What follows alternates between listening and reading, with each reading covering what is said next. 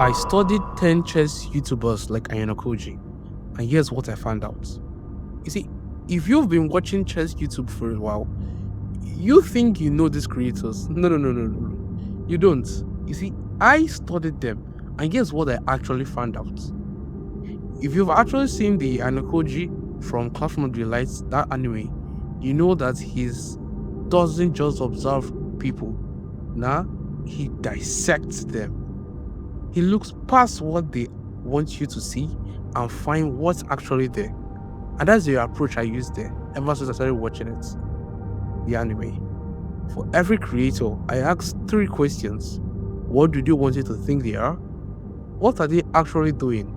And what's a max chess player actually take away from studying them? Let's get straight into it. Our first creator is nobody else but GothamChess, the architect. In fact, it begs the question, how did one person engineer the biggest chess brand on YouTube? GothamChess projects himself as an internet chess teacher, approachable, funny, educational. The guy who makes chess feel accessible to everyone. That's just the surface. He figured out something very early that most chess creators never even figured out, and that is emotion, not the chess. Every title he writes, every reaction he shows, every thumbnail, which I know is really popular that he posts, is actually calibrated to one specific feeling. That's the feeling of, I can relate to this. He doesn't just teach chess, no. He makes you feel like someone finally getting how frustrating chess is. And that emotional connection is worth more than any opening theory that he could ever share. But here's the catch, and most people miss this completely. Gotham content quality actually dropped over time by most expert measures, but his views didn't. You know why? Well, it is because he understood that at scale, emotion beats information every single time. And so when he stopped cheating chess and started producing feelings, that's not criticism, that's a masterclass. My personal takeaway on Levi Rosen is to lead with emotion, and that chess is secondary, always. My verdict? The architect. Everything is intentional, even the things that looks like accidents. But what happens when you take emotion out of the equation? What does a chess channel looks like when the creator doesn't need to make you feel anything because the skill speaks for itself? Well, that's Hikaru. Hikaru projects raw, elite skill. He's one of the best chess players alive, and he doesn't need to hide it. That's his brand. Pure ability on display, which no doubt classified him as a silent operator due to his elite skill, minimal efforts, and so his ability to reach maximum people is just within reach. What he's actually doing is something Ayanokoji would deeply respect, operating at full power while making it look effortless. Hikaru rarely explains, he rarely teaches, he just plays, and the audience fills in the gaps themselves. He builds a massive following not by bringing people into chess, but by showing them what chess looks like at its absolute ceiling. Yes, RCC is an arena format, you guys. It gets interesting. Most creators think you grow by being relatable. Hikaru proves you can also grow by being completely unreachable. And so when you're that far above the audience level, you become aspirational. And aspiration is just as powerful as relatability, maybe even more. A personal takeaway is that sometimes letting people witness something great is enough. My verdict on him, the silent operator, maximum output with minimum noise. Now, Hikaru's approach works because he's one of the best players alive. But what's about someone who builds the same kind of consistent viewership without the elite rating, without the hype, without any of that? What's left when you strip everything back? Or you get Agadmator. Agadmator projects calm. Every video feels like sitting down with someone who genuinely loves chess and just wants to share a beautiful game with you. No hype, no clickbait energy, just chess. What it's actually doing is winning through pure consistency every single day for years. Same format, same voice, same introduction. He found something that worked and he never stopped doing it. After all, they do say if it ain't broken, don't fix it. Consistency is the content.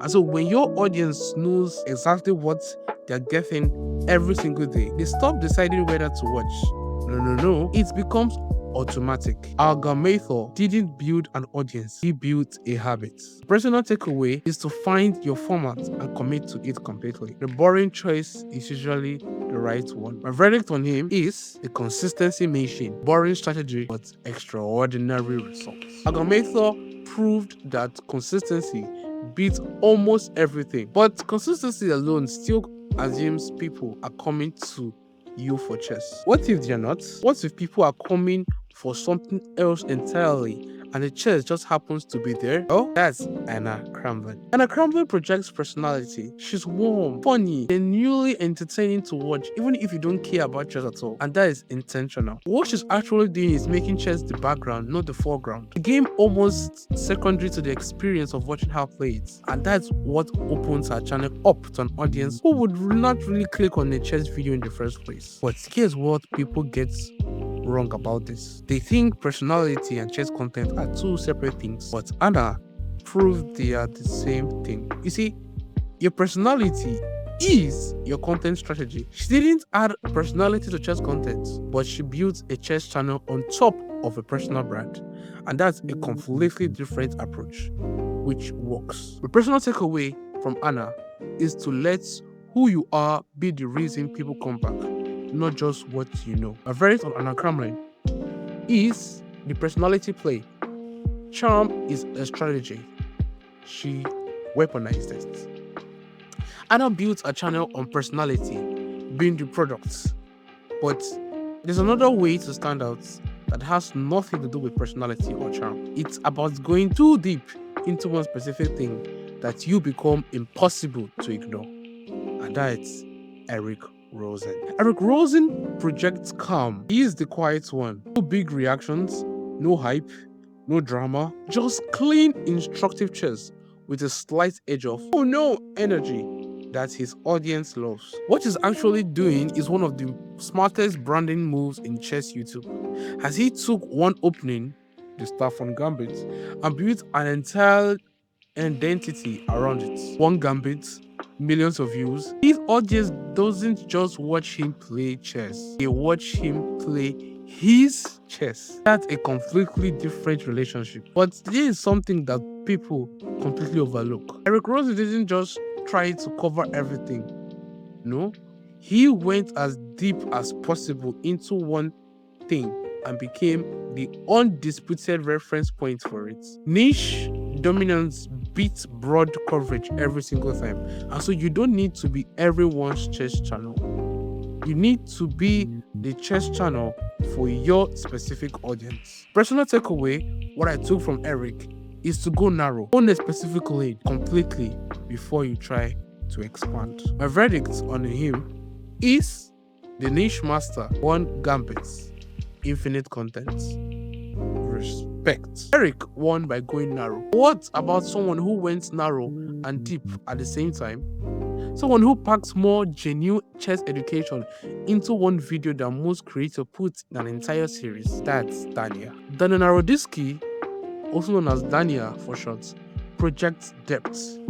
He's a grandmaster who actually explains his thinking in real time. Patient, detailed, genuinely educational. What he's actually doing is something Ayanokoji will call a perfect disguise, as he hides the complexity behind acceptability. His content is some of the most deeply educational chess content on YouTube, but it never feels like a lecture. Instead, it feels like a conversation. And so that gap between how much he actually teaching you and how easy it feels to receive. That's the skill. That's what separates elite content creators from everyone else. But there's something that people don't actually realize about Daniel. Speedrun series where he plays from, let's say, 500 elo all the way to Grandmaster level is one of the most perfectly structured content ideas in chess YouTube history. And so, every episode naturally has a new challenge, a new level, a new lesson. The format does have the work for him. And so he understood that a great content structure is worth more than a great content alone. My personal takeaway is to structure your content so the format creates the story for you. My verdict on him is the educator in disguise, teaching at the highest level while making it feel effortless. Daniel is proof that depth wins. But here's a question Ayanokoji will actually find interesting. What if two creators looked at everything Gotham, Hikaru, Daniel, and Agadmator were building and deliberately choose to do the complete opposite? What happens then? Well, you get ChessBrah. ChessBrah, Eric Hansen, and Amon Hamilton project entertainment. Two grandmasters who choose chaos over instruction. They rather make you laugh than make you better at chess. And they're completely honest about it. What they're actually doing is building the strongest community chess. What they're actually doing is building the strongest community in chess YouTube. Because when you make people laugh together consistently, they stop being an audience and start being a tribe. ChessBrah viewers don't just watch the content, they identify with it. And so that's a fundamentally different level of loyalty. Just like me. Personally, apart from watching GothamChess videos, I genuinely enjoy ChessBrah videos, like especially their in real life content when they did travel vlogs some years back and meeting the ChessBrah videos. I'm not gonna lie, those were real videos which I really resonate with. But here's one thing that people miss about why this works. ChessBrah made a deliberate choice not to compete in the education lane. No, they looked at what GothamChess and Daniel were doing and went the exact opposite direction. That counterintuitive move carved out a space that nobody else could fill. Sometimes the best strategy is to find what everyone else is doing and deliberately do the opposite.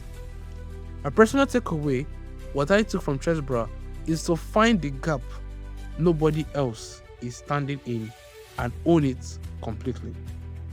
My verdict on him is the community builders, less chess, more chess culture, different game entirely. ChessBrah went opposite and won, but there's another kind of opposite that most people overlook. Not opposite in energy, but opposite in audience. Where everyone was fighting for beginners or advanced players, one creator quietly found the gap nobody else was standing in. Chess vibes. Chess vibes in the person of National Master Nelson Lopez projects clarity, clean, principle-based instruction, no fluff, no hype, straight into practical chess that you can actually use in your next game. What he's actually doing is serving the most unsolved audience in chess YouTube, that is the intermediate player who's past this beginner stage but not yet advanced enough for grandmaster level content. That's 800ish to 1400 elo range. It's massive, and so most big channels either talk down to them or fly over their heads. But unlike Chess Vibes, it hits that gap precisely. It's not just the biggest channel.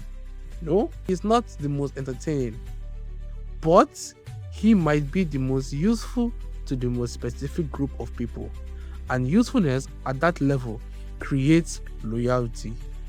That entertainment alone never can. People come back to Chess Vibe not because it's fun, but because it actually works. That's a different kind of power. And so what I personally took away from Chess Vibe is to know exactly who you're talking to and serve them better than anyone else does. My verdict on him: the underrated tactician, quiet, precise, effective.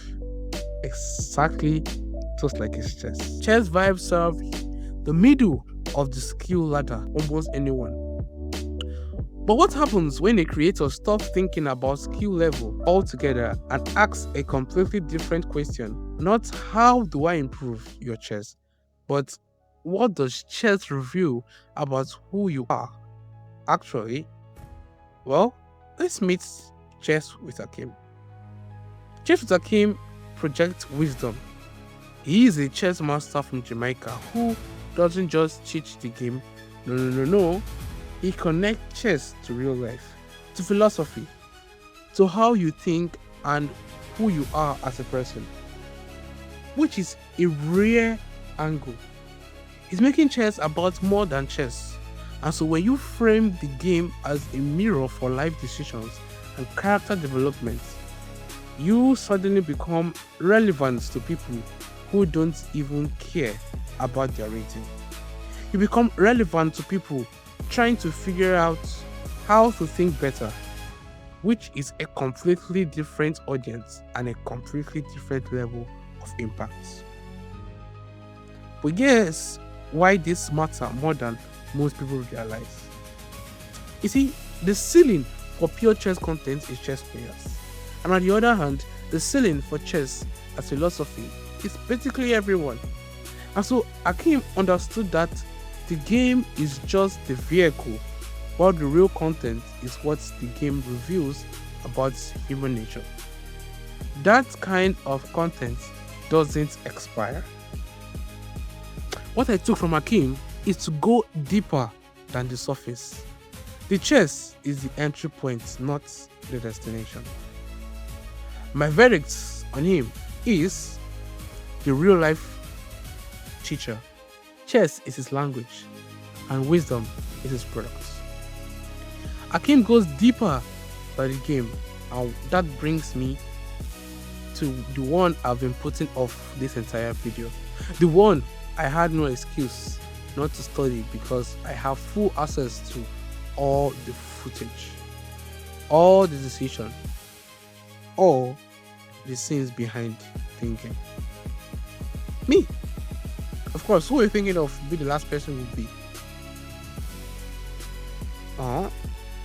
The Max player projects mystery, an anonymous chess grinder nobody knows, climbing the rating ladder with no face, no name, just a Max animation. That's basically the brand. What I'm actually doing is figuring it out in real time. That's the honest answer. There's no calculated master plan behind the channel. There's no Ayanokoji level strategy running in the background. It's someone who loves chess enough to show up every Sunday and document the grind honestly. But here's what I found out when I actually studied myself. The Max isn't just a gimmick, it's actually the most authentic thing about this channel, because behind the Max, there's no persona to maintain, no face to protect, no reputation to manage, just the chess and the truth. And in a niche full of personalities and brands and carefully constructed images, that rawness might be the rarest thing available. Whether it's enough, I genuinely don't know it. But what I took from studying myself is that I haven't figured out my lane yet, but I'm figuring it out in public. And maybe that's just the content. My verdict: unknown variable. Ask me again in a year.